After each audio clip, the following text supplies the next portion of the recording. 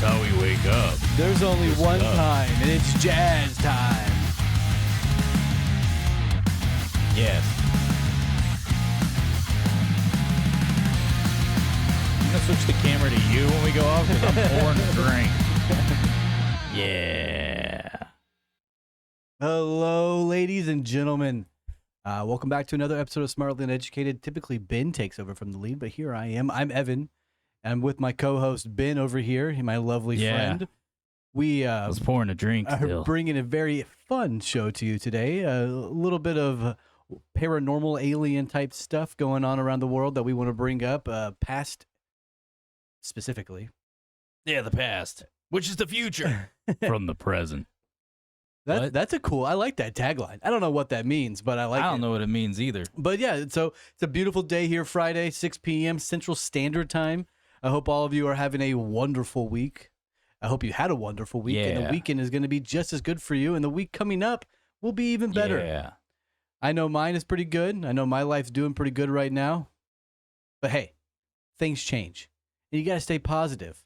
And I bring that up because scientists have just confirmed. As you all know, I like to bring a little bit of news at the top of the show. Yeah. Scientists have just confirmed your words can literally alter your life. We've talked about it before on the show where you have constant repetition and affirmations and things that you say into the universe can affect how you think. And that was all just speculation and just like spiritualism, right? But scientists have now literally confirmed it that if you say toxic things to yourself, your life begins to go downhill and you become more and more toxic. So make sure you tell yourself that you're hot, you're sexy, you're handsome, you're smart, and then you become those things, right? Is that how that works? That's exactly how it works. So my most recent thing I say into the mirror is, Evan, you're handsome. Evan, you're funny as all get out. Evan, everybody loves you. You know what I say to It may be myself? lies, but hey, it works for me, dude. You know what I say to myself? Huh. I look in the mirror and I go, look at those jelly rolls.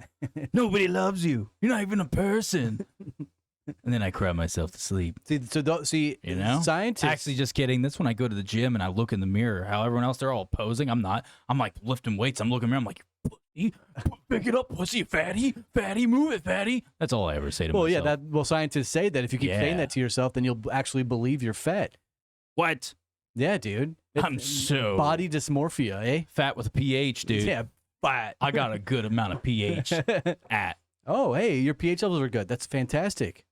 Must taste good, huh? Yeah. I'm sorry I said that. But hey. Vagisil, baby. Or what was it called? I'm happy that all of you can join us. We got a bunch of people going on in the chat. Sorry if you can hear the jingle noise. We haven't figured out how to turn that off. Yeah, we don't know how to turn that off. So if you know how to turn off Streamlabs jingle notification chat sound, please holler at us because Kick, X, YouTube, everyone's messaging us, and we don't know how to turn that off. Yeah. But anyway, make sure you tell yourself positive things because positive things will affect your brain. Negative things will affect your brain. If you keep telling yourself your farts stink, they're going to keep stinking. Yeah. Tell yourself your farts smell like flowers. They might smell like flowers. In other news, smell like flowers. In other news, something that we can do, listening. dude. Something that we can do an entire topic over 1 week is Russia's new engine they have just created. Oh yeah, what's that? They call it the Unipix. The Unipix? Uniphics.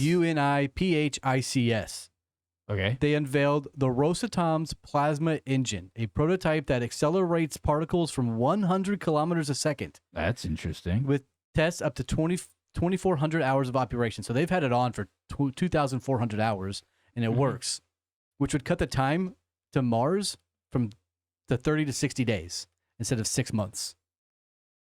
That's wild. In theory, the concept would be that we would get to the moon in 12 hours. This thing is badass looking.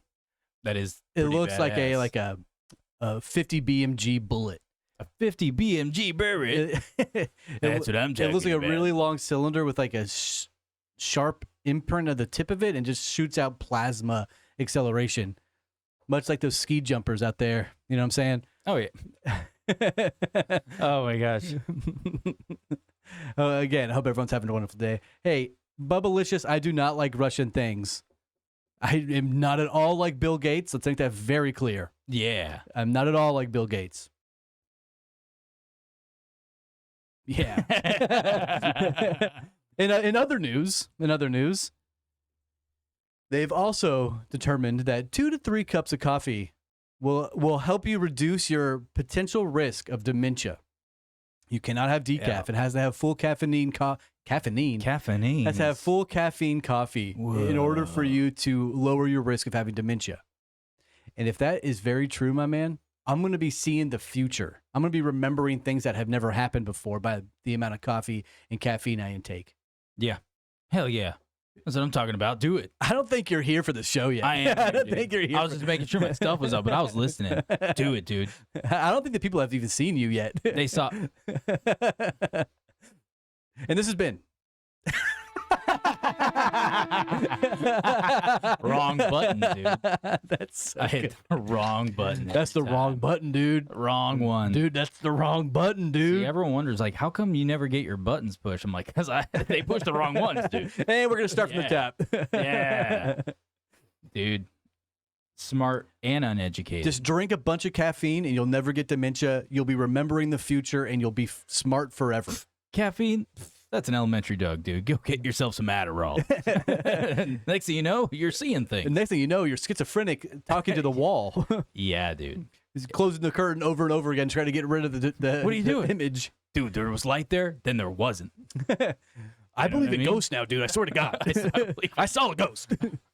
It told me to Wait a take minute. more drugs. People who believe in ghosts, are they just crazy schizophrenic?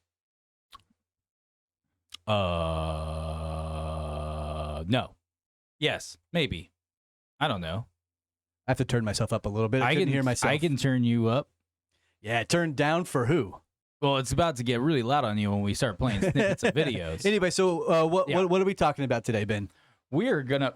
Evan, come on. I got to stop burping on camera. We are going to be talking about Dan Burisch and his interview that he did back. Oh, it was like 1986 or something like that. It was like 1986 or something. And it's like almost a 2-hour interview. And this interview is where a lot of the mainstream UFO, alien, like all that stuff, a lot of that conspiracy and the information that people talk about, how like aliens are us from the future stuff. It all derives from majority of from this interview that took place. He is someone that apparently worked at Area S4. He was a microbiologist. Say what area again? Area S4. S4. Gotcha. Yeah, Okay. same as Bob Lazar. Yeah. And they actually have mentioned each other before, in different instances and stuff. And of course, he had a completely different role. He wasn't there with Mr. Lazar, as in like they were workmates in the same room. No, they're totally opposite. And the most interesting part about that is that their stories now corroborate. Yeah. And they go hand in hand and sort of work together. In the interview that we're going to bring up here momentarily, he mentions Bob Lazar's workspaces that he used to work in. Yep. And there was a interview, it's sort of like a TED Talk for S4 related concepts. And they had a full diagram of what it broke down to and where these gentlemen worked. And it was one was underground, one was above ground. They were completely opposite departments. So one was a groundhog. No. Oh. One was a gopher. That's a very good point, dude. One was a gopher, dude. A lot of gophers out there flying around the air, I tell you what. Dude, they go forever. I hate you. But I love it. I love it. But I will say this, before we get too crazy into everything going on with Dan Burisch, I want to say this, though. Like, one, I'm going to give you a highlight of kind of like a summarization of everything about this interview. And I'll do that first. And I made sure to, like, I had my notes with me. Because, dude, I've been really digging into this the past, like, week. It's good. Week and a half. And don't get me wrong, I already knew about this stuff and everything.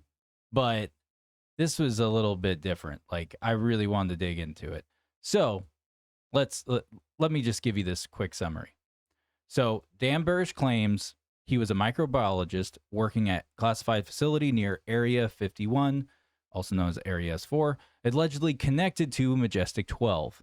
According to his story, he was assigned to study and assist an extraterrestrial being known as jrod, and that's the letter J dash rod. Described as a gray type entity suffering from a biological condition. Burisch says his role involves communicating with and medically evaluating this being, forming what he describes as an emotional and intellectual connection. His story also expands into like Project Looking Glass, which he describes as basically a device capable of viewing probable future timelines. He claims the technology revealed multiple branching futures that all began converging toward a single probability bottleneck around 2012. Importantly, he did not frame 2012 as an apocalypse, just so you guys know. He did not. But as a convergence point where timeline variability it just collapses. And humanity would be entered into a new phase of development. And so basically Burisch's the wider kind of narrative is basically it includes a bunch of different like kind of ideas about extraterrestrials being potentially us from the future, internal factions within like secret, different government structures, like, off the Black Book projects, things like that. And the concept of like timeline correction, like temporal warfare. That's a good way to put it. Over time, though, his claims have basically been super debated, right? That's happened to everybody. But it's happened to him a lot, with some people viewing him as a whistleblower, and then some people, like, critics basically saying, oh, no, too many, you're all inconsistencies and lack of verifiable evidence. Well, yeah, no shit. Anyone who's going to come forward with one of these programs isn't really going to have evidence besides just saying what happened. I mean, it's kind of hard to walk out the front door with a fucking alien. If I may, real quick, Dan Burisch's claims and sort of lifestyle that he talked about, the looking glass, the timelines, the CLIM, all these different things that he kept talking about in all of his interviews and all of his data that he kept going across, reminds me so much about Isaac Asimov's book, The Foundation. It's a TV show you can watch on Apple TV right now. They have a device that they refer to as, I can't remember the name, like the time cube or something, but it shows every timeline that's potential for future endeavors, and you can make certain aspects happen to go to that direction. Yeah. It's the same exact idea as the looking glass that he's talking about. It's fascinating stuff. It really drew the timelines together because a lot of artists and authors take inference from reality. I believe Isaac Asimov, the author who talked about AI and robots and all these different aspects, really had a key knowledge into what was happening. Nobody really, he never really came out and said that he was like KGB or CIA or anything of that sort. But a lot of the things he talked about 30 years ago, 40 years ago is really happening right about now. And it is freaky to think about. So, so the way that it's all working together with the looking glass and the foundation really brings to light a sort of timeline merging concept that he talks about at length at a lot of times. I just wanted to bring that little tidbit in. Yeah. So, the other thing I was going to say before we just open the can of worms and just go right in is I was actually going to bring up one aspect, which is the 2012 aspect, because that's because he talks about, like, for instance, the Stargates. He talks about the Stargates in this interview, and it's very odd because after watching the interview, because I've watched it now 2.5 times, like just back to back, basically. It's a long interview. Yeah, and I can say this is that his talk about the Stargates is actually lines up with a few other things, which we'll get into that once we get to the Stargate talk and everything. But it lines up a lot with it because he makes a point in it saying that they're not necessarily portals. It's really just more of they're just more of instruments. They're tools. Yeah.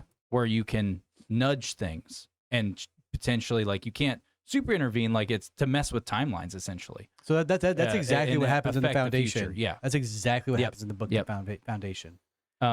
Yeah, there's so much to get into on this, but I want to read essentially what I sent to you a while back or earlier this week. And I'm just gonna say it on this is that because everyone talked about 2012 being apocalypse, right? Yes. Like it's the end of the world. And everyone, like some people, the Mayan calendar, right? Yeah, those are the normies. They're all like the Mayan calendar. But in the UFO community, I was seeing everyone pretty much jumping on that it's very similar bandwagon, but they're taking it from Dan Burisch's interview where they're saying, oh, yeah, he talks about the end of the world being in 2012. No, he doesn't. He never says the world's going to end. Never once. In fact, he blatantly says the opposite. He said essentially it's a probabilistic bottleneck. So basically, let's say you had 1,000 potential futures you could have. Mm-hmm. Well, once you hit around 2010, 2012 is what he said. In that time frame is where it turns into a bottleneck. It's like a convergence point. It's almost like a fixed point, kind of like if you've ever seen the Flash movie, love it or hate it, I don't care. But there's a noodle analogy scene where old Bruce Wayne is showing all the different noodles and spaghetti and showing, like, look, the noodles all represent different timelines. And then he takes 2 uncooked, raw noodles, right? And puts them across from each other so they're stiff as a rock, making an X. And he goes, and then there's some that are a fixed point, and he cracks it. Like basically saying, you can't stop what happens. Yeah. Essentially, this is 2012 was more of a probabilistic fixed point, essentially. So there was no getting out about it. And yeah, so I'll keep going. And about 2012 is when wokeism became a thing too. You're not wrong. You're right. It's eerie. Yeah. Like, look at how, if you date back to all the wild shit that's happened, like everyone thinks since 2020. No. Back it up further. Around 2012, 2010, 2012 area, it was when everything really started going haywire. It was like 2012, 2013 as everything started really it just wasn't apart. as a rapid rate, but you jump ahead, almost 15 years from that point? Well, here we are. Yeah, in 15 years, you're going to find out what lane of, basically this is where things, you're getting to the groove of which direction you're going, of what option is left as a collective. I personally like this timeline. I'm having a great time. I hate it, but you know what?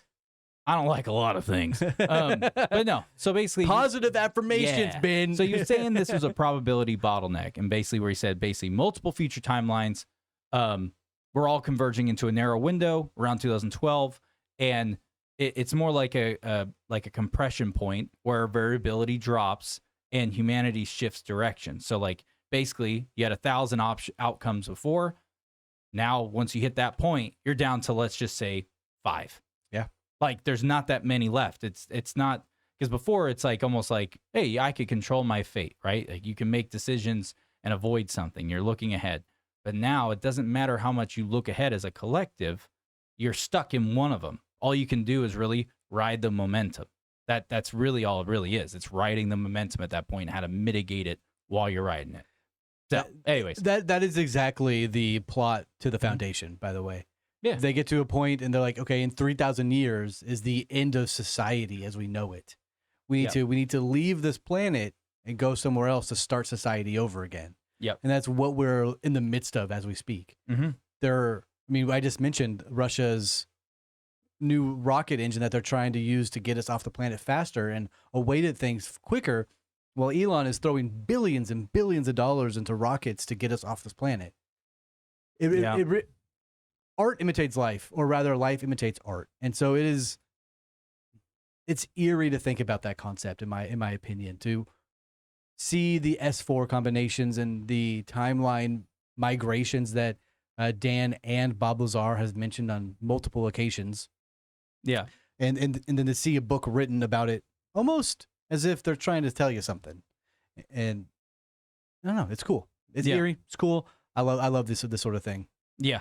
And so do we want to just jump in? Sure, yeah. I'm going to give at least Dan's background. Because if there's anyone tuning in who's never really seen this or heard about it, they got to at least know his background. It was new to me. Oh, yeah. Well, it wasn't new to you. It was more of like you had never seen the full interview. Well, I've never done a deep dive on him, I guess I should say. I've heard of him. I've never looked into him before. That's fair. So Dan Burisch, obviously I mean, that's who we're talking about right now. His people don't really, it's kind of weird when you look him up because Dan Burisch is a changed name. It's a different name. That's right. His name, he's often cited as Daniel, I believe it's Crane. Daniel Crane.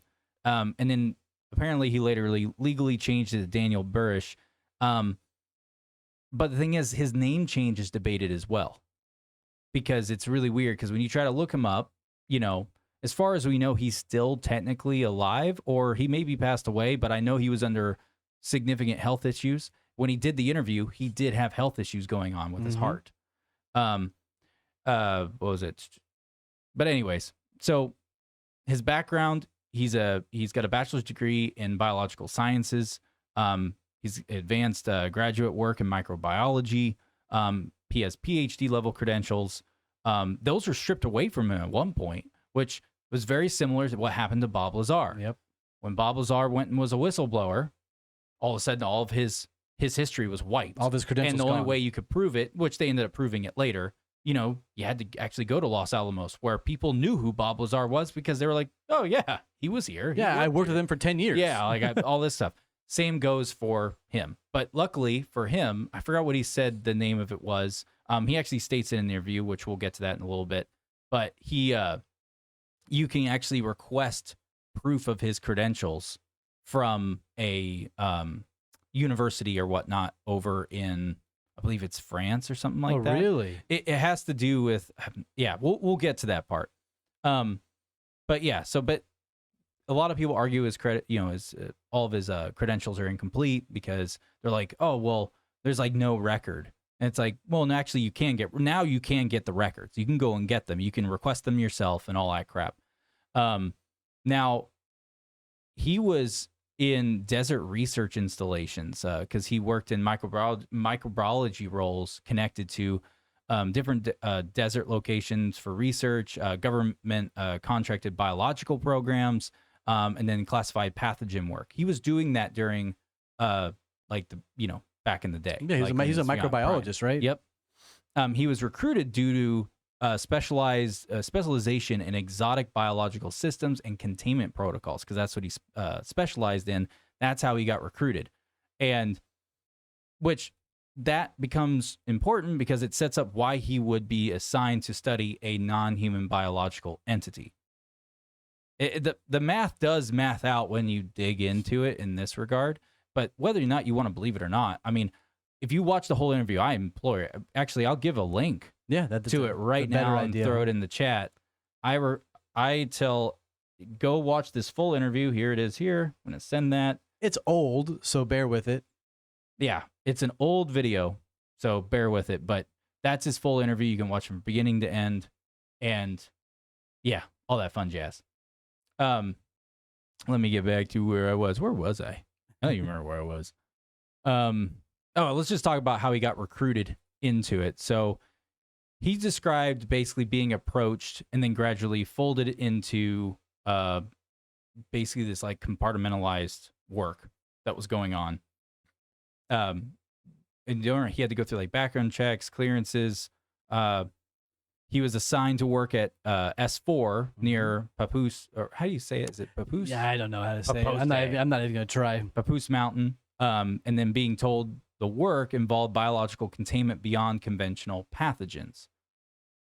That's all he was told, you know, like leading up to it. He described the recruitment as basically a gradual rather than some type of weird, like dramatized like event that took place. It was just like this really long process, but he didn't know that this was all leading up to like, yo, you're going to go in here with an alien. Yeah, it was like a regular interview, but you say, hey, you're going to go in here with an alien. Later on in his career, they told him, you're about to meet with an alien. Yeah. Here he is. Yeah, which the alien wouldn't talk to anyone else. Correct. Only Dan. Yeah, well, the thing is, he didn't expect it to talk to him either, because that's not why he was fully there. He was there just to do biologist work on tissue, all the different things, and all of a sudden, mental connection happened. J-Rod's like, oh, hey, what's up, dude? Link. Yeah, like it started talking to him without moving its mouth.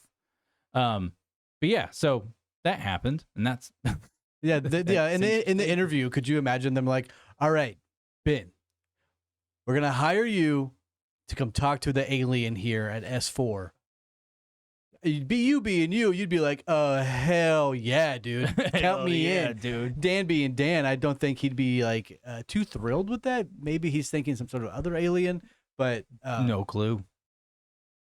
To be a part of that society and that concept and the study and the career of this, to then be brought in to talk to an alien, I couldn't imagine that responsibility. That's got to be so cool. Yeah. They're like, tell him that we mean peace. So I'm only going to say a couple more things about his background. Yeah. And then I was going to play some of the video. Please, yeah, absolutely. I was going to jump in so people can actually see some of it here live. Oh, my bad. So let's just jump ahead. So he was assigned to Area S4, like I was saying. And, it wasn't like some dramatic kind of recruitment process. It was pretty normal. Like, it was just a long, incremental process. And basically, he just said he had compartmentalized access. He did not have full knowledge of the entire program. Everything was need to know. So it's like if you worked in biology, his department where he was, you didn't know shit about anything else going on. As a standard protocol for confidential work. Yeah, but he said the same thing narrative that Bob Lazar said, is that you be in one department doing something, but then all of a sudden they would have this weird overlap happen where they'd be like testing something. Yeah. And then all of a sudden they'd be like, hey, come over here to this hangar or this part of the facility at this time. So-and-so will let you in, whatever. And they're like, okay, this isn't really what I do here, but all right. And they bring him in there. And it turns out why he was there is because, like, in one of them, they tried to transport a person, which the person died when they tried to do it. It killed him instantly, basically. So basically, they were trying to do teleportation. Okay, by transport, you mean teleport. Yeah, okay, and it killed the subject, which was someone who, basically a soldier that volunteered. Yeah. Because he states in the video, or in the interview, like, he was not under duress or anything like that.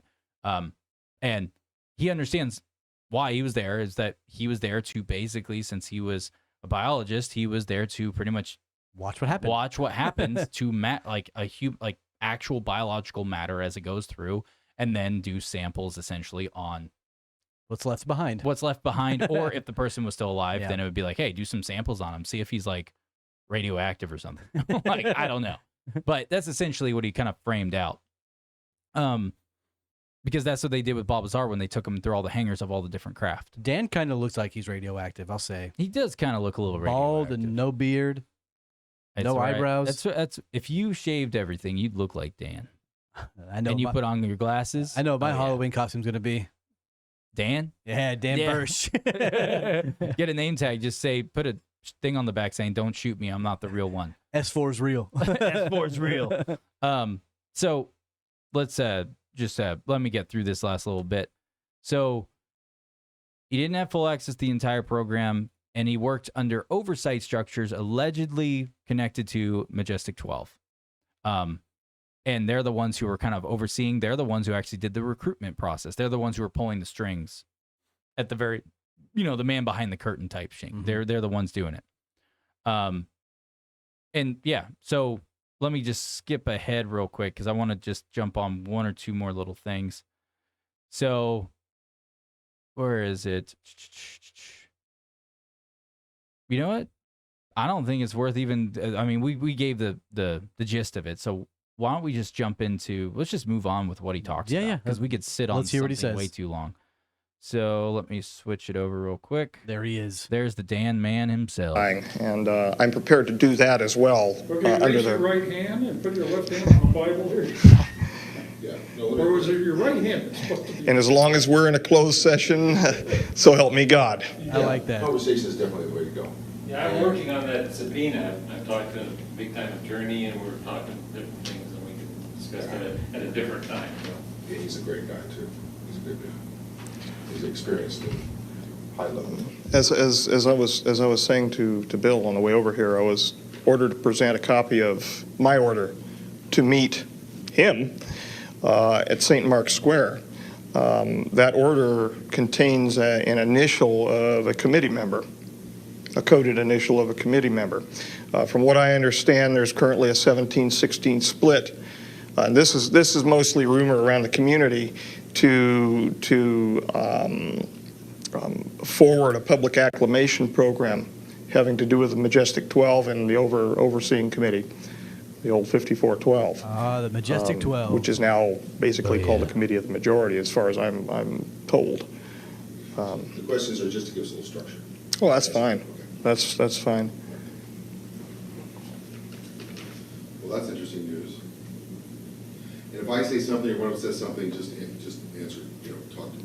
That's fine. Keep going between you and Bill. The lights are cumbersome, but A little much? Okay. that's fine. I know how That's that fine. feels. That's fine. Yeah.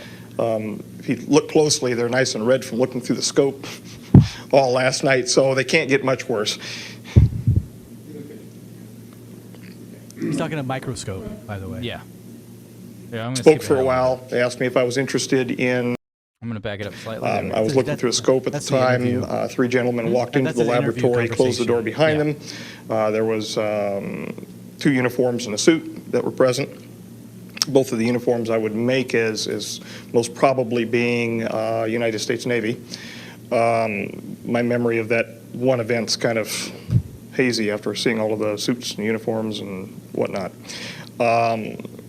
We spoke for a while. They asked me if I was interested in seeing the world and the like. I told them I in fact was.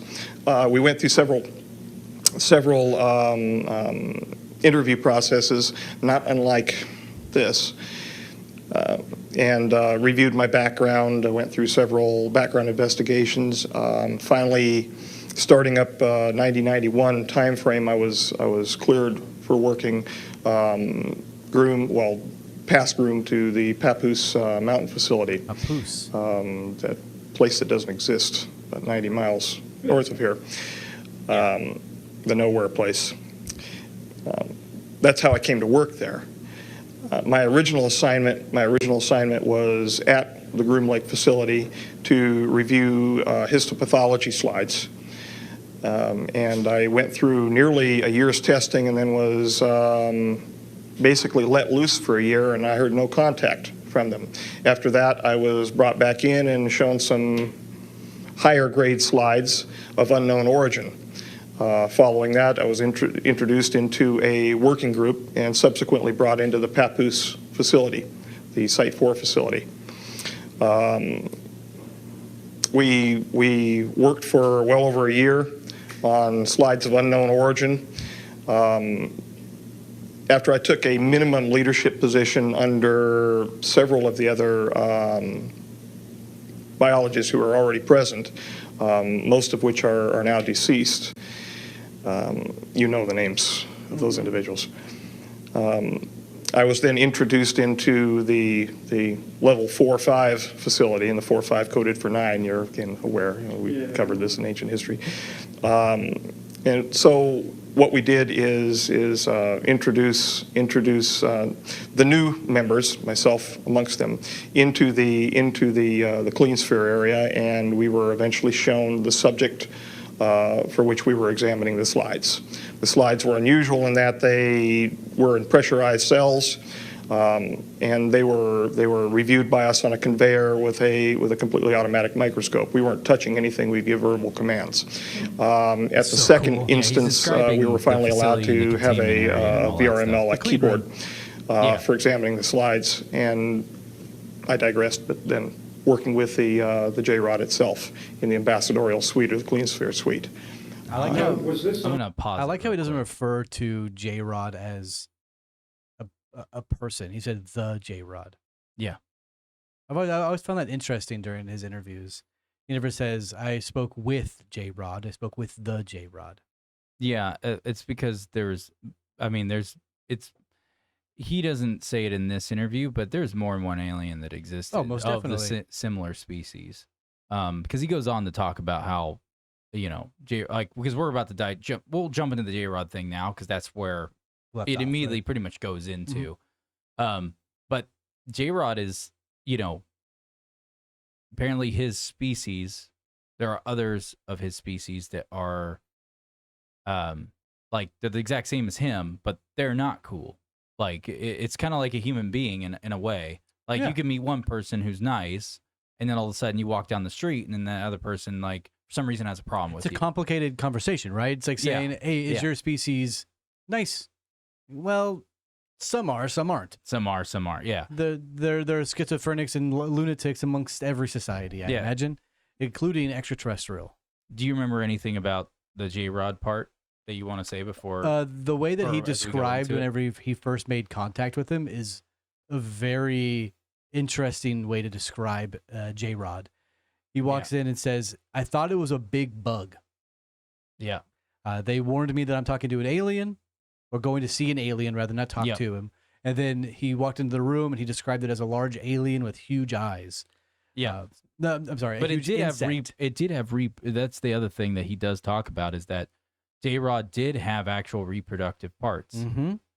The typical gray alien lore that people talk about, because I know that I said grays earlier, like some type of gray alien type. That's because that's what everyone kind of generalizes J-Rod as. J-Rod wasn't a gray. Like a Ken doll, right? Yeah, he wasn't. Yeah, like a Ken doll, like nothing there, smooth and bare. That's not what J-Rod was. J-Rod obviously was not one of the actual typical gray aliens you hear about, where it's like genderless, like all the things. J-Rod wasn't, because the way he describes J-Rod, had the darker colored Mhm. toned skin, because also probably because of his condition, because J-Rod was sick, and there was this thing with some type of like ooze that was coming off of him. It was like a protein breakdown that was happening, and J-Rod was not doing well. Like, So do you have a description of type thing. J-Rod? I do farther down in my notes. So if you give me a second, I can get to it. of course. Unless you want to take the camera and I can. Yeah, dig please, through it. please. His most famous and detailed claims with his interviews and his discussions and his whistleblowing is J-Rod. It's a direct personal interaction with the ET, being nicknamed J-Rod, also referred to as Chait-A, which is what J-Rod called himself, is what Dan says. Yeah. It's CHI apostrophe EL apostrophe AH. Chiela. Chiela. Yeah. I'm a pretty chill dude myself, too. J-Rod didn't call himself an alien or an ET or anything of the like. He referred to himself as a time traveler from Earth's distant future. So he pretty much said that he's a human or an earthling, if you can say that. Yeah. J-Rod claimed that he entered in through a Stargate, time traveling from 52,000 years in the future. Yeah. Awesome stuff. Yeah. Do you have the description? Yeah. So J-Rod, let me go and plop it over here. So he had a large cranium, so the big wide head, up top, bulbous elongated head, Hell yeah. as well. He had a cranial proportion significantly larger relative, so his head was bigger than his body. And then it was like smooth contouring and like not sharply defined ridges, like on his head and like wrinkles body and almost. stuff. Yeah. And his eyes were like very, very large, dark appearing, almond shaped, and like a minimal visible sclera, sclera, SCLEAR. What's a sclera? I don't know. That's what I pulled in my How do you spell it notes. again? SCLERA. And then it was like deep and reflective kind of appearance in the eyes. He doesn't do any kind of Ooh, like sclera means like hardware, like semiconductor, oh damn. like robotic almost. Yeah. He said that he does not have he said that he does not describe any kind of like exaggerated like glowing features or anything like that, how some people have with other UFO encounters of like there Yes. being like aliens' eyes were like glowing or the alien had this glow about them to some degree. There was no type of glowing feature whatsoever. And he basically describes the eyes as biologically adapted rather than any kind of like supernatural or weird thing like that. Apparently the nose and the mouth, J-Rod had a minimal nasal protrusion. So it was just more of like Like a kind of bump. like a bump with two slits, Yep. essentially. And then, the nasal structure, like we said, it was more of a bump. It was very like reduced, Flat in height, basically almost flat. Lines up with all the other Yes, it encounter does. things from before he ever did his interview. That was a thing well before. But the internet wasn't as big back then, so don't forget, like, when stories are going around, not everyone heard about these stories. It was mostly written in papers or Yeah. books. So if you weren't in that town, you're probably not going to hear about it, And it had like a limited like lip structure, so it was more of like a slit for a mouth than anything else. And then there was like very little facial expressiveness that would happen.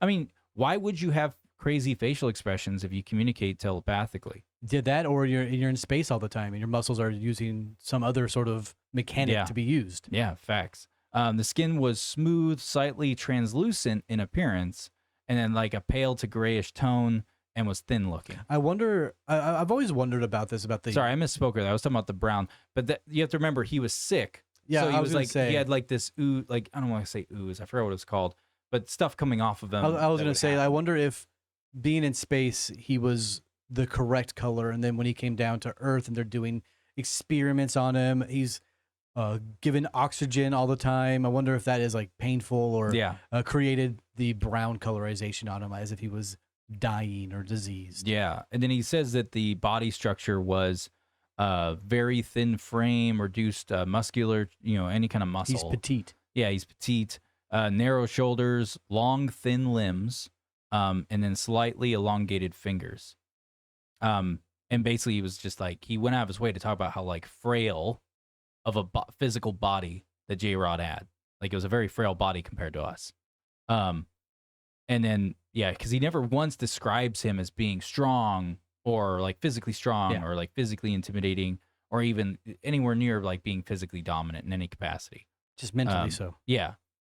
And then when it comes to the height, he had, in the interview, he basically just kind of like, he doesn't say the exact height of jrod, I don't believe, but he was saying that basically he was like relatively small compared to the average human height. So think shorter than Tom Cruise. Yes. Under 5'9". He was a short king. He was a short king, dude. Hey, I'm 5'9". Under than 5'9". Hello, Tom. So, yeah. So that's pretty much the overall description. Sorry. No, what are you apologizing for? I'll then switch it back to you real quick while I pull up my other notes because I had to switch it. Gotcha. So the jrod, he was. How do I say this? I mentioned earlier that they were descendants of humans. The idea that comes from jrod is that they are descendant of surviving humans, of potential evolution or de-evolution into the gray-like being that is known as jrod that Dan spoke with. This could have been through catastrophic events, environmental damage, genetic issues, maybe even solar radiation that put us all underground or put us all into space to be able to have to grow and learn and become something. Because in space, you don't need your eyes. Yeah. You're going to become more of a echolocator sort of thing because it's all black. It's all pitch black up there. There's no light. It's void of light. Yeah. That's it. I was gonna. Yeah, go ahead. No, I can read. I was gonna, because I in my notes, I took, because obviously we're not gonna sit here and constantly play the video. I am gonna play the video again here in just a little bit because I want you to see the emotion in Dan's face when he talks about jrod. So that's a big factor about Dan Burisch. You can watch a lot of these more modern style UFOologists, and you can tell that they're lying or just saying something out of their ass. Most people who are just rambling and talking sort of have to. Sorry, Jazzy Jess. Yes, jrod does sound like a porn name. You're not wrong. I got that jrod. I got that jrod. Oh shit! What was I saying, dude? Most of the ufologists today, they don't say what they're saying with emotion or clarity or affection or like reminiscing on the past. Dan here, it's like he's remembering fondly what happened. Yeah, and remembering in grand detail. There's a huge difference between somebody who's telling from memory versus telling from a script. Yeah. So take that how you will whenever you end up watching this whole interview. There's several different like podcasters or different individuals who talk over it while it's on, and so on and so forth. This one's the clean version, so it's just the interview, so have at it. So I'm just going to go through what I just summarized everything he says about his relationship with jrod from basically how it starts to how it ends.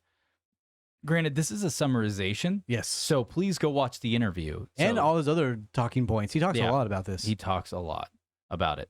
So he said at first, he described the whole interaction with jrod as distant, professional, but like almost sterile, essentially.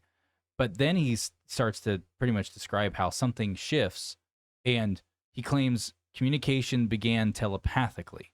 It just happened one day. And there was like this telepathic communication that started happening between him and jrod, and not words, not voices, more like impressions and like, concepts, and then like emotional overlays and imagery and things like that were basically being he got bridged to his brain, like he linked into him and just started feeding him information, essentially. And that's how he was communicating in this weird way. And he said it felt like information being placed into his awareness rather than transmitted through sound, which is such a weird thing to describe, but that's how it goes. There's other things bone that conduction, actually right? correlate to that. Yeah, well, yeah, you could say bone conduction is a part of that as well, to some degree. Obviously, a way more primitive version. Well, of course. But he describes developing empathy for jrod, and he claims that he was aware that jrod was aware of its own like medical condition that was going on, and he was aware of its timeline situation, aware of its independence on the humans studying it. He frames it almost like a patient-doctor kind of dynamic, but lots of layering of this weird of like existential, what's the word for it? Awareness, essentially, that was going on. He claims jrod conveyed that its species was linked to future human lineage. Now, I'm going to make a correction real quick because I know I'm going through this, and this is the point I wanted to make sure to talk about. People watch this interview, and this is where the lore comes from, trying to say that they're aliens, they're us from the future. That's not what he's saying. If you watch the interview, that's not what he's saying. There's some form of offshoot. Correct. A descendant. There is some type of descendant, as in humans breeded with aliens, and then an offshoot got made. Not as in, we evolved into this or gave DNA or some sort of fashion, right? Something. Yeah. It's not saying that like, hey, your great-great-great-great-great-great-grandchildren, that's them. Yeah. No, they're not going to look like that. And they never that's not it. And they never said that a human boned down with an alien either. Yeah. Hey. Dude, all I think is Jay and Silent Bob. I'm thinking of the three-titted aliens. Homeboy fucked a Martian once. Pretty much, right? So that's the concept, right?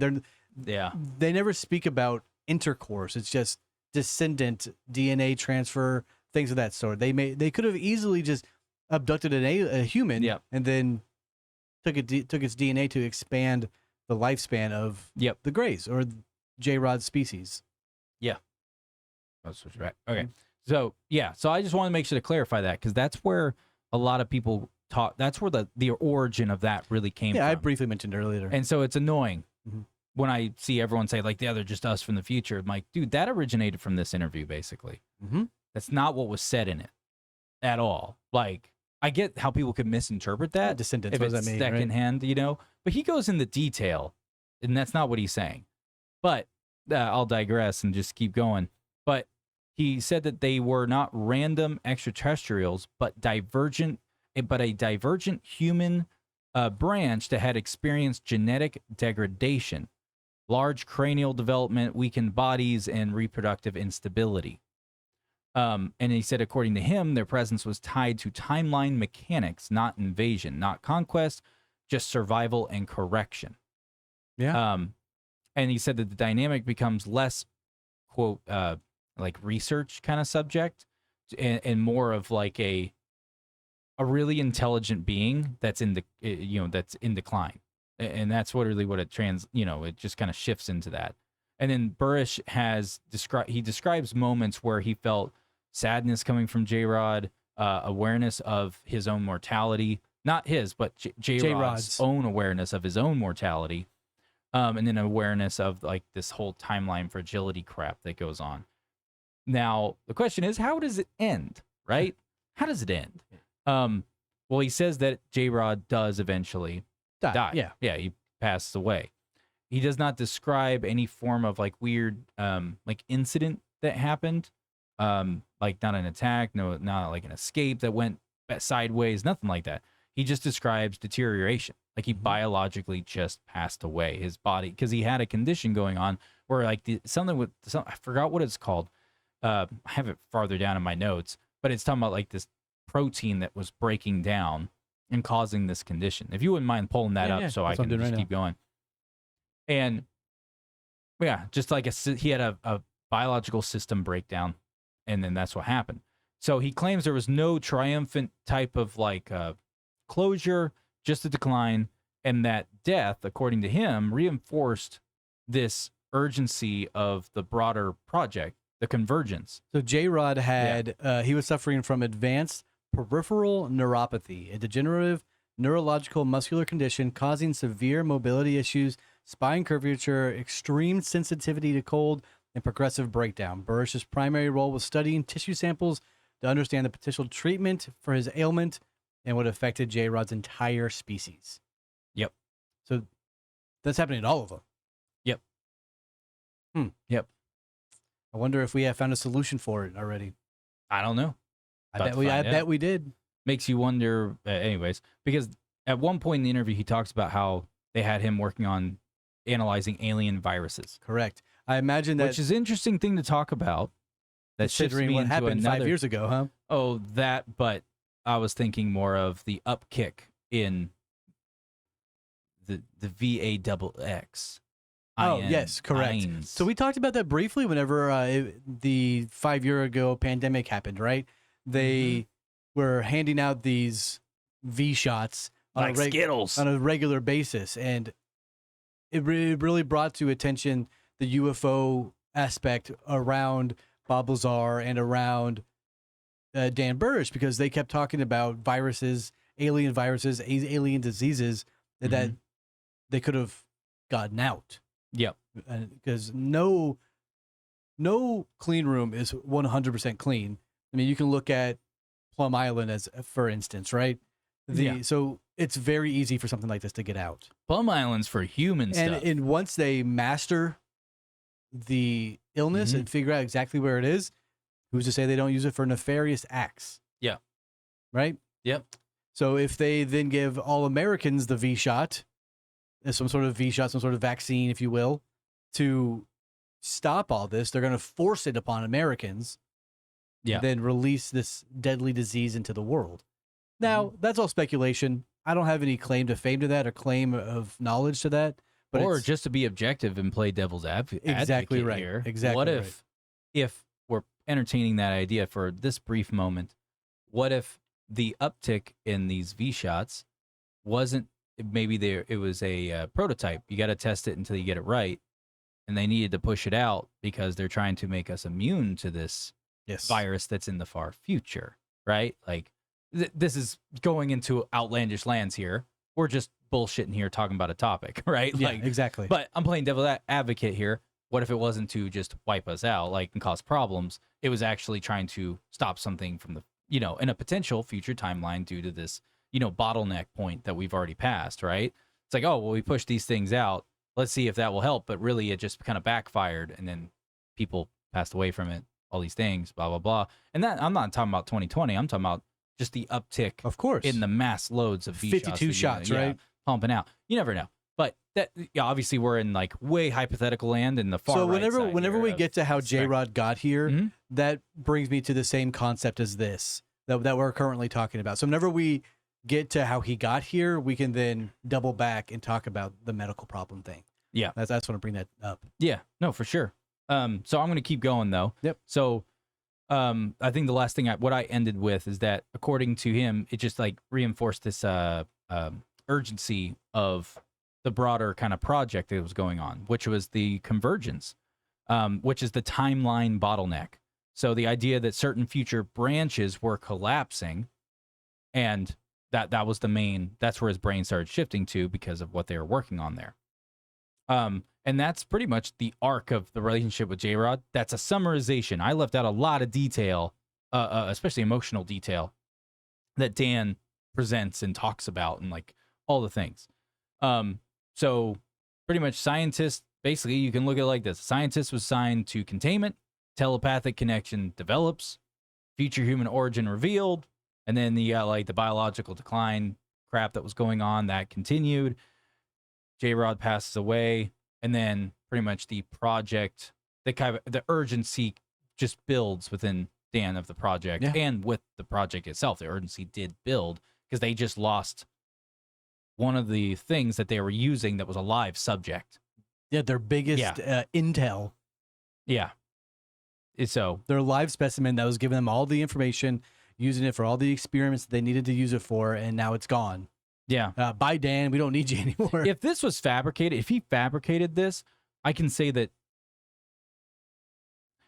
this is emotionally structured very deliberately. Then, like, it's very aggressive. Very aggressive. It's very aggressive. If it was fabricated, I'm inclined to think it's not. But you just got to watch the whole interview and make a judgment for yourself. For me personally, the more that I read about it and study about it and listen to this man and different takes on it, different TED Talks, if you will, the commissioner about the UFO conversations with it, and the S4 related documentation around it, man, I believe it. I am inclined to believe that this actually happened, much like Bob Lazar talked about his experience. I believe that too. But what if Bob Lazar spoke out and they were trying to figure out how to take away from Bob Lazar's claim by making Dan talk?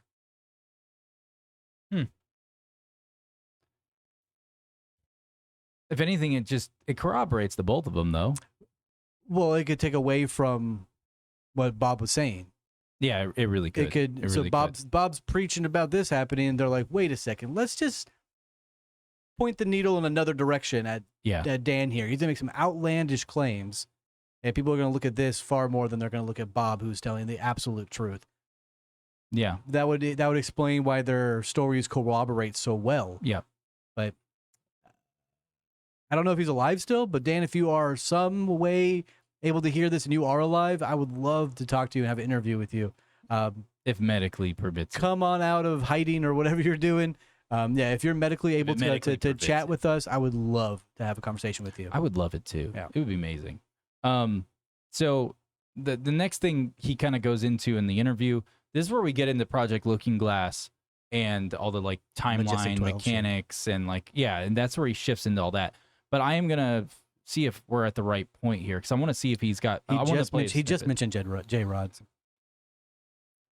Camera. Oh, sorry. Oh. This is about jrod still, but I wanted to. He see crashed the in '63, part. from what I understand. There he is. Right? Outside of Kingman. Okay. Kingman, Arizona. Right. There was a problem involving his physiology and his biophysiological communication with the craft went wrong. And of course, he's ill, as we know, with the MGUS and the paraprotein associated problems. And he crashed. And how was he? Was he transported immediately from that crash site to the S4 facility? And how is that? I don't know. Okay. That I don't know. You don't know how he came to be at the facility? I believe he and associates were transferred separately. He to the originally to the Groom Lake facility, and an associate to, I believe, Los Alamos. I have no independent verification of where the associate went, though. All I can say is that he was there at Site 4. Now, you interacted with jrod. Was there a general procedure for this interaction? Well, there was not a general procedure. There was a very specific procedure. Very specific, okay. Yeah. after we would be brought in with our helper biologists, there was controlling helper biologists, I wanna those know in who the the helper was. gallery, and then the introduction specialist, which was myself on a number of occasions. We entered the clean sphere through a large series of protocols involving pressurization and compartmentalization, no pun intended, until finally we were pressurized in fully encapsulated a TEC, a TES, total encapsulated suit for entrance into the clean sphere. Once we were pressurized and entered into the clean sphere, well, I should digress. We had a medical evaluation and all of that first. But they ceased doing that after a couple of medical evaluations. It was more just interested, let's get you in and get the work done. I would enter into the clean sphere, and I skip was ahead a not little bit. supposed to Absolutely, pressurize because- clean sphere. Test in comparison to what he showed me what normal would be. He This is where was he's talking about jrod a normal little of bit his more type. intimately. Yes, yes. He was bilaterally symmetrical to the extent that the disease process was not changing his facial figures, his features. Nose was recessed, not a nose like we have, but basically two opercula, two orifices. Slits. An extremely small mouth, a hard palate, no teeth. His musculature, again, it was suffering from the problem at the myoneural junction due to the Do neuropathy. you have any idea what his chronological age was? 622. Damn. He's old. And that I don't know. That I don't know. That number 622 is now used as an important number within the community. A reference, a request from 622 or a report from 622 could be from anybody. So it's used, and in fact, the SRB report that I have with me today, the supplemental report for 0302 that I have, probably is labeled from reviewer 622. I haven't, again, it's going to be a cold reading when we look at it, but it's probably from 622. They excrete in a manner that we would excrete. Their external genitalia are different than ours.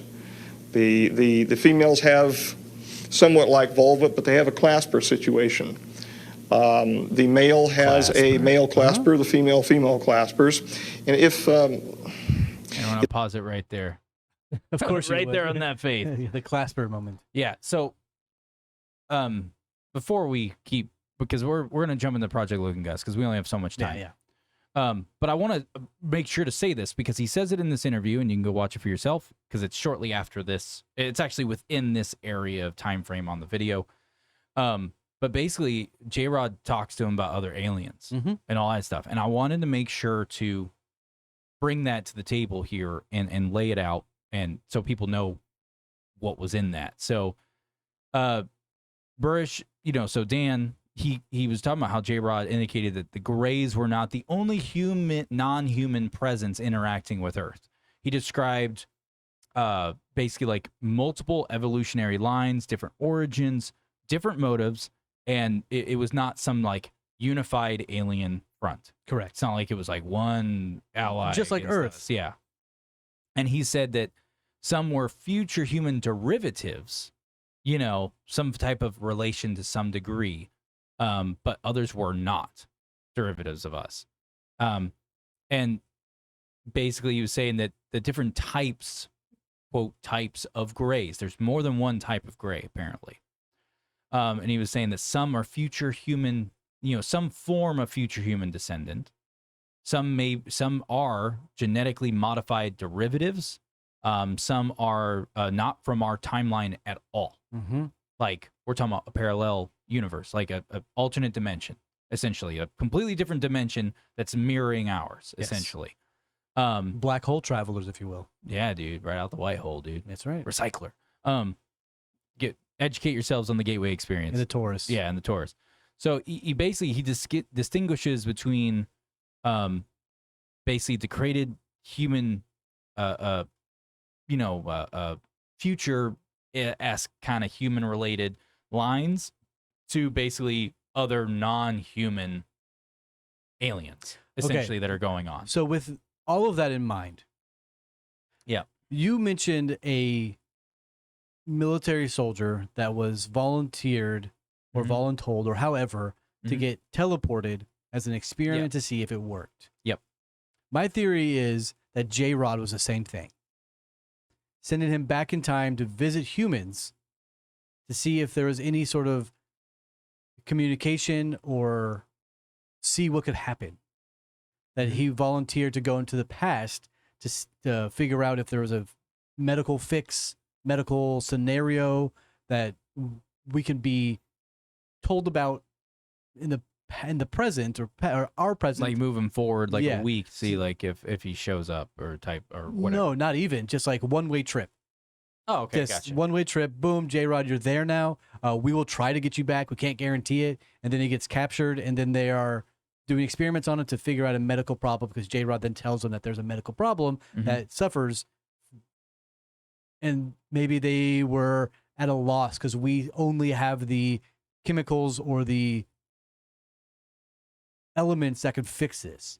Maybe Yeah. they are out of that element in the future. I don't know. Now I'm really diving into speculation concept here, but because of the experiment they did with the soldier, it seems like some sort of parallel here.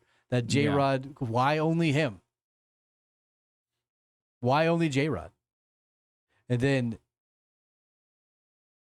mentioning medical problems, that really brings to light some sort of issue that they can't solve, and they're Yeah. hoping that the past could. He was saying that the medical problems were he already had that correct to some degree. Maybe they couldn't Yeah. solve that. They said they can't solve that there.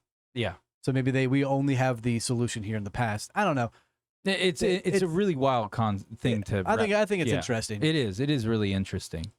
It's a one-way trip for jrod to figure out if the past people could figure out some sort of fix. I will say he does talk about treaties between aliens and Yeah. humans. And this is where it intersects into like the older UFO kind of lore that everyone knows about, where there's a treaty made with the president of the United States Yep. back in like the 50s or something like that. We talk about it. We think about it every episode. You Yeah. never remember. And basically, he says that agreements between human government factions and non-human entities were made. And he doesn't lay it out in some type of weird, like something out of a movie or like a dramatic kind of way of doing it. He doesn't do that at all. He just frames it more like basically like structured like protocols, like structured protocols of interaction. Yeah. Negotiated, like some type of there's an access that gets negotiated, and then there's a very, very controlled exchange of knowledge that happens, and that basically it's like this. The narrative basically suggests that there were some form of understanding between certain factions of government and certain non-human entities, and it wasn't some type of global disclosure between all the world powers.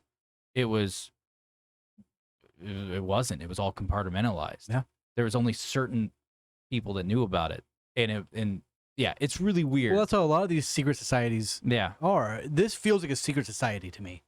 Much like the Skull and Bones, much like Yeah. the Illuminati, this feels like a secret society Yeah. where only a certain amount of people are allowed to know and are allowed in to see and experience some sort of extraterrestrial activity. Yeah. And And how do I get invited? Because I know, right? it would be badass. And his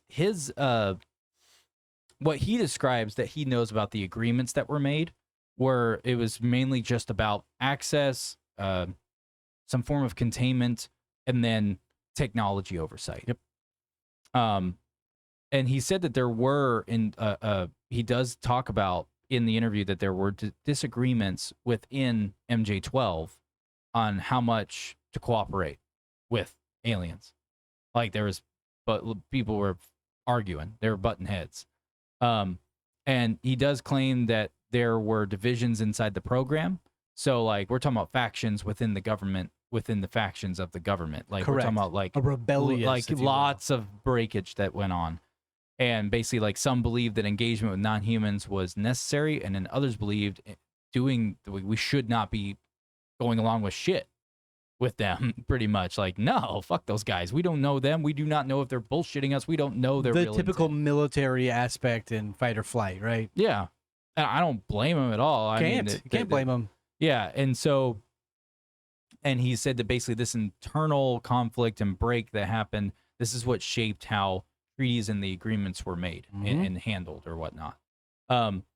Now, he does touch on like genetic stuff, like implications of genetics.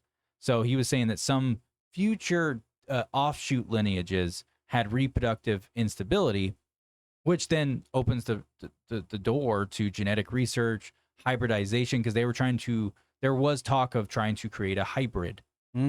Yeah, like hybridization implications, biological sampling, all that stuff. He doesn't go any deeper describing like any form of abduction mechanics, but he does say that abductions do happen. Well, yeah. Like, people will go get it fucking abducted. Like, and sometimes, yeah, like, it's kind of a read between the lines moment, because it was like, he talks about the abductions for a moment, but there's a lot going on in this interview. So, right, he's getting pulled kind of left and right.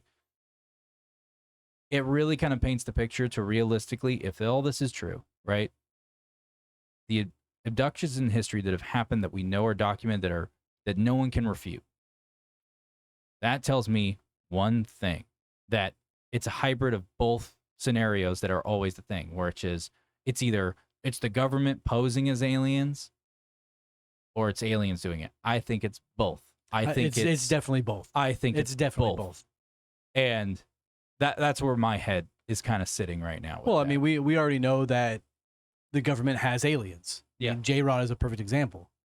So who's to say they didn't use an alien that they fixed the neuropathy on to come help them future-proof society? Yeah. I mean, it makes sense. It makes perfect sense. That's why we have these smartphones. That's why we have technological advances at such a rapid race. Yeah. Yeah. I mean, come on. It makes sense. Yeah. And so that's it for the alien talk. Like, go watch the interview. I want to get into the Project Looking Glass stuff. Okay. So, I'm just going to go through this, bro. Project Looking Glass is cool. It is cool. So Dan basically says that there was a classified program called Project Looking Glass, right? We all know about that.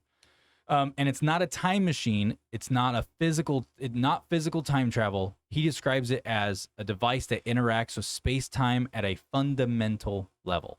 So, according to him, it was based on manipulating and observing what he calls the, quote, fabric of space-time through advanced field physics.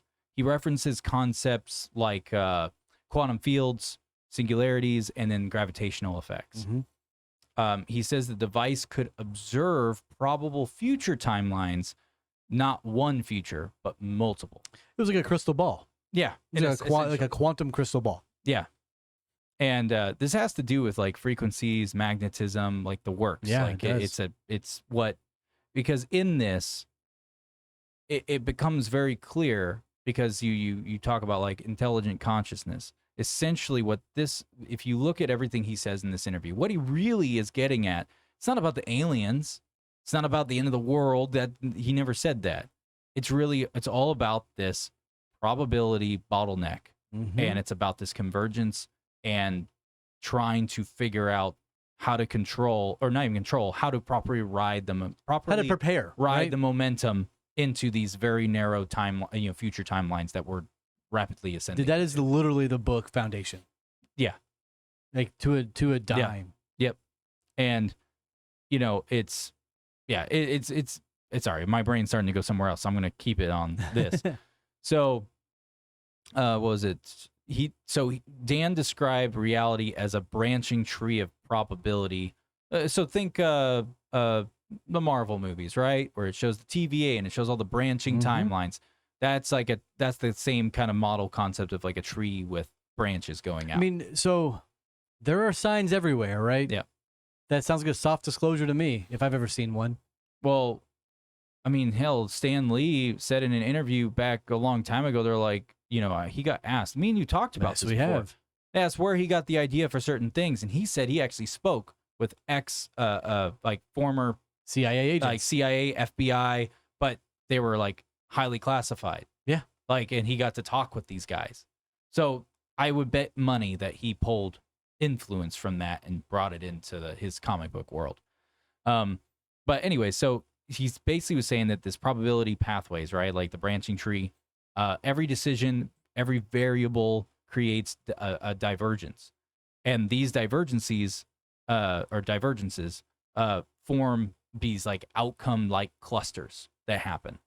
And then operators of Looking Glass apparently viewed probability densities, timeline branches, tractor fields, outcome convergence zones. He uses the term, quote, attractor, end quote, repeatedly. An attractor is basically a point in a dynamic system that draws trajectories towards it, if you don't know what that is. And so in his framework, certain future states act as attractors in space-time. So now this is where it pretty much starts to escalate. He claims that when they projected forward, something abnormal happened. The branches began narrowing. And instead of spreading outward with infinite variability, the timelines began compressing toward fewer outcomes every time. And he calls this three different things: the convergence, the bottleneck, and then the probability compression. Like he references it in those three ways. And he links this specifically to a window around 2012.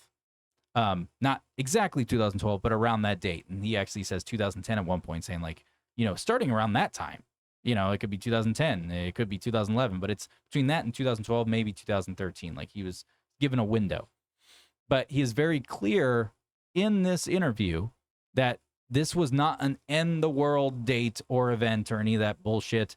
It was a structural, essentially a It's a timeline jump. It was an structural inflection point, essentially, in space-time probability.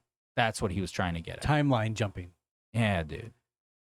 Our timeline ends. So it and makes a new you one wonder begins. with the Mandela effect stuff, how everyone tried to say, like, a good example is them trying to say the cornucopia didn't exist. Yeah.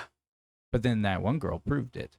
And I have stuff, like, for instance, the Berenstain Bears back and forth thing. No, you know what I think? This is my bet. I would bet you anything ever since that convergence point, since we're playing in the space here. If that happened, that would actually explain the Mandela effect perfectly. Yes, it because if it's happening to us, the way he was describing it, it's in other parallel dimensions that are mirroring us, where some of these other entities are coming from too.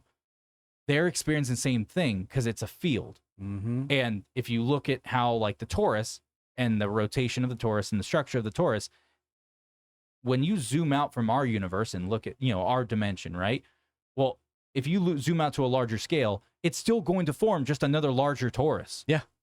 So basically, with there being a probability bottleneck, that means that everything's starting, the convergence, that means everything's starting to bleed together. So that means other dimensions are now bleeding into ours.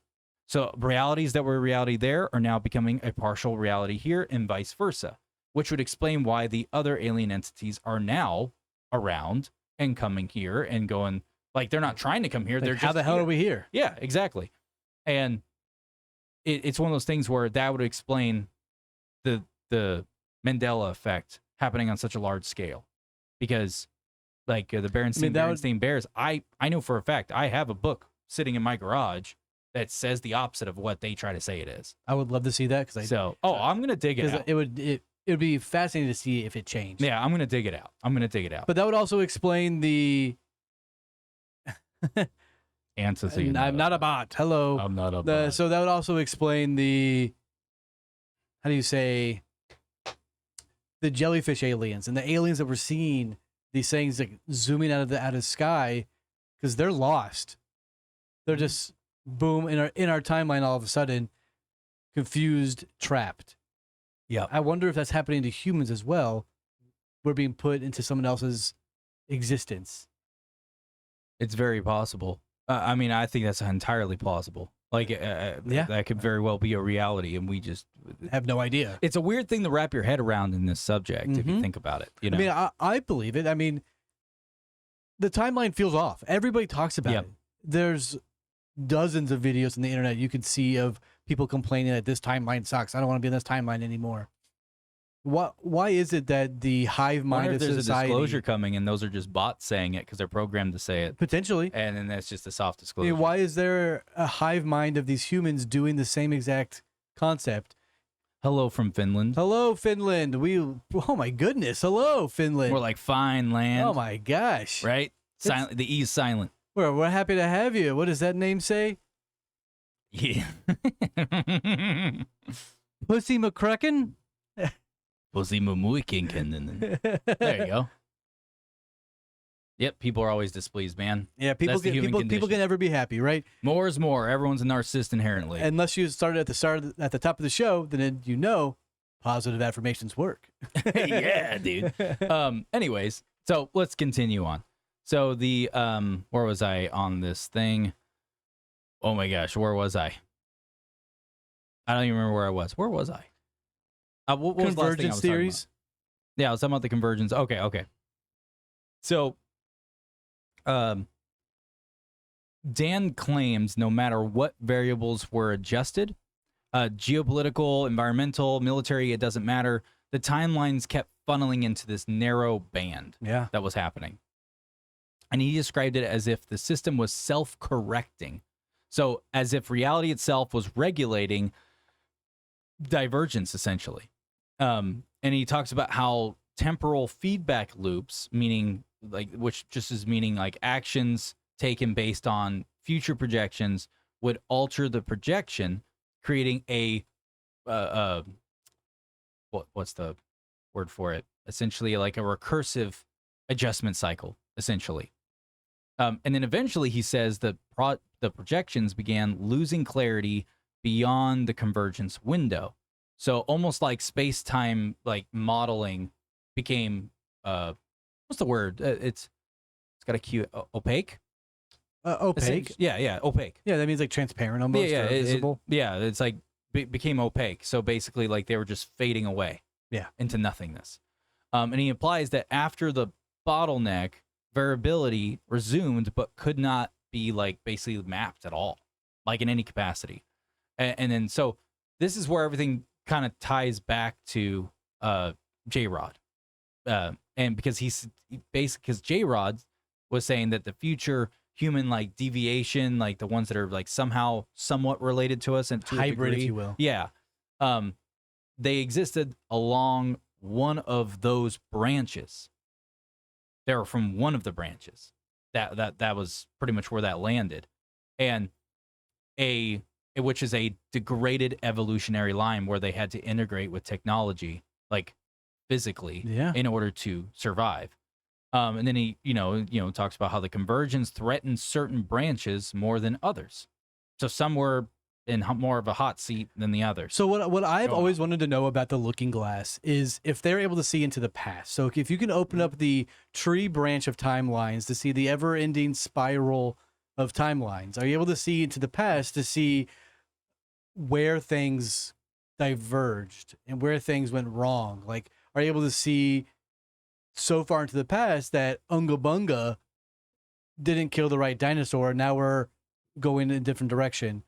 Pussy McCracken, we are super hard left wings. Yeah, don't assume my pronoun. Don't make me bring Hillary Clinton in here. So She'll come in here talking and stuff. We got a chatter in here. He's a new guy. We love to have new people show up in the show. He's asking us if we're left or right wing. We don't really. Dude, I got a North Pole and it's in my pants. We try our best to be pretty center line, but we find ourselves making fun of one more than the other. I'm pretty sure that would be the South Pole. I'm pretty sure. If you don't call me he him, you're out of here, dude. Yeah, dude. I'd rather be addressed as a group of people, motherfucker. And I'm not wearing no dress either, dude. Yeah, dude, I ain't wearing no dress unless I'm getting a multi-million-dollar contract movie and I sell part of my soul/ectoplasm. And I get to eat meat, human meat. Yeah. What would veal be in the human category? Oh, that's Babies, dude. Oh, no. Apparently they're into that shit nowadays. If you find yourself wondering who we are, congratulations. You found us. You've now become smartly uneducated. Yeah, dude, we're both wings of the same bird. It's that one. Yo, what's up, dude? Dude, you ever been to Pluto and seen them three-titted aliens? No, you fucking haven't. They're But pretty we tight. have. They're pretty fucking tight. And there's guns in the trunk going to the Maui fires with the banana clips. You better watch out. They're hot. Don't worry, it's chambered in BBs. BBC, dude. Oh, no. I don't want to be here anymore. I'm out of here, dude. That's my line. I'm taking it now. Anyways, let's get back to the program at hand. If you're just joining us, thank you. We're talking about Bob. God. Well, Dan, apparently we were talking about Black Hawks. no, we're not. No one said that. You said that. BBC is a news network. We're talking about Dan got a lot of Black Burisch. Hawks over there, We're talking about Dan Burisch, jrod, and the S4 Area 51 alien concepts here. We don't really have that in the same way. What? Do you not have a left hand, bitch? What's going on here? I'm so confused.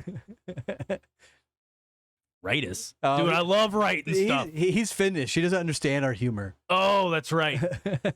Wait. We should tell Doug there's someone less funnier than me. Fuck you, Doug. I'm very funny. Hey, Doug, Pussy Moi Kukuian is less funny. Anyways, thank you for joining us, though. For reals. Nice to have you. Now, I like to cook bacon and shoot my gun first thing in the morning. Hell yeah. That's how I wake up. I cook my every day. bacon on my gun barrel. Yeah, dude, we wrap that shit around there. You want a silencer? We call it a baconizer. I'm definitely. That's what I call it. Yeah, I'm not going to finish my sentence. So That's what I'm talking about. I'm going to get back to I can finish this. So, anyways. The degraded evolutionary line. So he implies that the convergence basically threatens certain branches more than others, meaning that survival was tied to what happened in our present. So essentially the observer effect, right? So a collective human... I like how you went from insane rambling to just calm, collected. Do I need to go back to it? Dude, I'm a little nutso. Anyways, so, which is the observer effect, right? And then, so that is like the collective human development influencing probability fields. It's just like the experiments they did where they watch, like, what was it called again? Like the different molecules that are moving. And then if you look away, they behave differently. Oh, that's... You know what I'm talking about. I don't know what I'm drawing. It's not the a blank on it right Freudian. now. It's not the Higgs boson. Yeah, because they would, and even if you had a camera, it's like mounted it's like the cat's dead and the cat's alive. No, I'm talking about the particles. Yeah, I know. And they watched it. That's the theory. Even when you used a camera and you're not physically in the room, if you watch the camera, it's like it knew you were watching, and then they would behave differently. Please tell me there's something. No, he's still talking about politics. Okay. You know what I do? You know what the thing is about politics, dude? Poly being many, ticks being blood-sucking leeches, dude. Blood-sucking bastards. Anyways, moving on. So it's basically he was saying it's the observer effect. It's the collective human development influencing probability field. So he references what he calls the Gainish particle. The observer effect of the wave particle duality. Yeah. The Gainish particle in later explanations, a term he uses for a theoretical consciousness-linked quantum particle interacting with matter fields. Whether that term maps to known physics is still in debate, right? But in this narrative that he's laying out, consciousness is not separate from space-time mechanics. So essentially, if you think about it from like a machine state point of view, as an example, well, if you run different tasks, the output's going to happen. There has to be an output so the system doesn't crash, right? That's fair, yeah. Very much concept. So intelligent consciousness is the output, which then helps keep a stable system regulated. If the output stops outputting, you then run into what? Errors. Mm-hmm. And what happens when the errors start stacking? And if that process is not outputting and it's failing, then it's going to cause this one to fail and this one to fail. And the next thing you know, you have an operating system that's crashing. You have mass failure. Yeah, you have a mass failure. So essentially what he's describing is that intelligent consciousness is essentially an output, and it's all intertethered and linked because the biological state is its own separate position as well. So Yeah, That's that's essentially fascinating. what he's laying out, is that you can't have one without the other. You remove one, everything That's collapses. very cool. That's essentially what, in a rough way of saying it, that's what's going on. But where was I? But so the arc of all this becomes alien encounter, future human lineage, timeline viewing technology, attractor convergence, and then like consciousness influencing probability. So that's essentially the architecture of everything going on.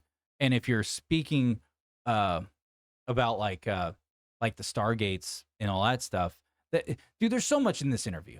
Yeah, and we can't go through it all. Like we're almost pretty much out of time. Yeah. And- It's a heavily loaded interview, and again, he talks at length in different interviews as well. This isn't his only time discussing the concepts that he experienced at S4 and beyond. We haven't even touched on the Majestic 12 experience that he's been a part of, or a few of the manipulations that he was a part of. There are dozens of things that this man was a part of. The Stargates, for instance, we haven't even touched on. Yeah. So Go watch the interview. We threw it in the chat earlier. I'm going to re-throw it in the chat we have again. talked at length about jrod and his experience with the extraterrestrial alien and what happened with him and what happened to the alien, how it passed away, how it died. And then we talked about you've been speaking about the what do you call it? Oh my God, the observer theory. Mhm. And then you talked at length about the future genetic concepts as well within the alien race. This man has so much information to say. And to talk about all this stuff, because I saw there's someone saying, like, expand on all of it, all this stuff, critical thinking, blah, blah, blah. Dude, the reality is this type of subject material, we would have to pick one of these categories, one of these things we're talking about. That would be a 4-hour discussion. Don't take the bait. We're doing a whole thing. No, I'm saying for everyone. That's why I keep telling everyone, go watch the interview. Listen to it for yourself. Never depend on media to give you information and then think that is written rule of law. We're idiots. But hence the name of the show, Smartly Uneducated, right? So I implore everybody, please always be objective with yourself, be objective with everyone else, question everything, and do your own diligent research. This is the only way you're going to come to any kind of self-made and some form of real logical answer. Yeah, to in a 2-hour setting, we whatnot. try to break down the most vital and interesting topics that we can find at hand. Yeah. And there are so many more to be expanded upon and to talk about. Yeah. We can't do a 5-6 hour podcast. We've tried it before. I fell asleep and I hated it. I was still going, though. I was not a fan. I was talking to the wall. Ben wanted to do 8-hour podcasts. We did with that flat earther that one time. That was he crazy. Went full we don't talk about that guy anymore. I am going to talk about him briefly. We got to interview a flat earther a long time ago. Yeah, 5 years ago now. Was it 5? No, it wasn't. It was like 3.5. Maybe. We'll call it 3. It was like 3 years ago. We literally recorded for just under 9 hours. Yeah. It was like 8 hours and 45 minutes.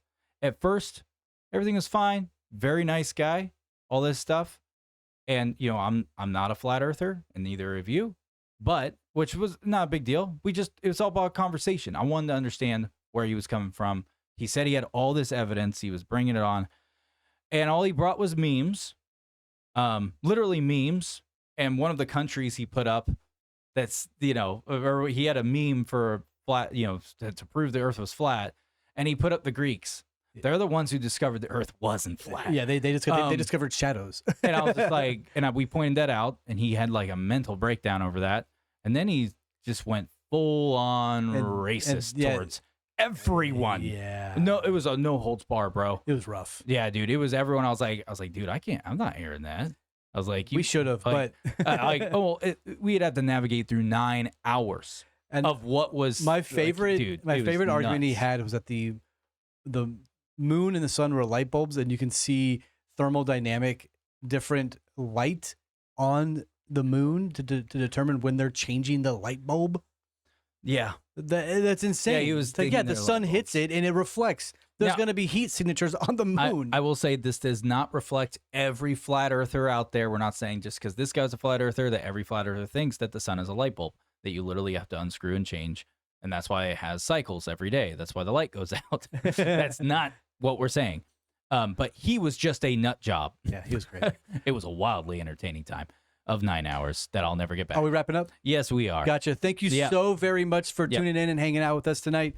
Thank you for spending an hour, 30 minutes. If you say the whole time, I love you, I see you, I respect you. Yes, and all the people jumping in, like we got Riddler Vase here. Thank you for joining us. I'm sorry, we're already closing out. Yeah, we do a 2-hour show. We usually start about 6 o'clock CST. Thank you so much for joining in. Make sure you follow. We come here every single Friday or Saturday and or then the weekend. Find us on YouTube, Spotify. We're everywhere. Every episode we do like this gets uploaded the next week, every Wednesday. Yep. If you miss us live, you'll see us on demand. Yeah. Thank you so much to Dustin Beck and David Southerner for the use of our theme song and outro. Make sure you like, subscribe, tell the world about our show. I want to thank America. Thank you, America. Happy birthday. Yeah. 250 years old, dude. Yeah, dude. Go fuck yourself, San Diego. I mean, wait. Anyways, that's all. Whale vagina. Yep, that's it. Right when I switch it to me. Anyway, you guys stay classy. Gorilla penis. Dude, come on. I'm right here. I don't want to see it. Or maybe I do. Bye, everybody. Bye.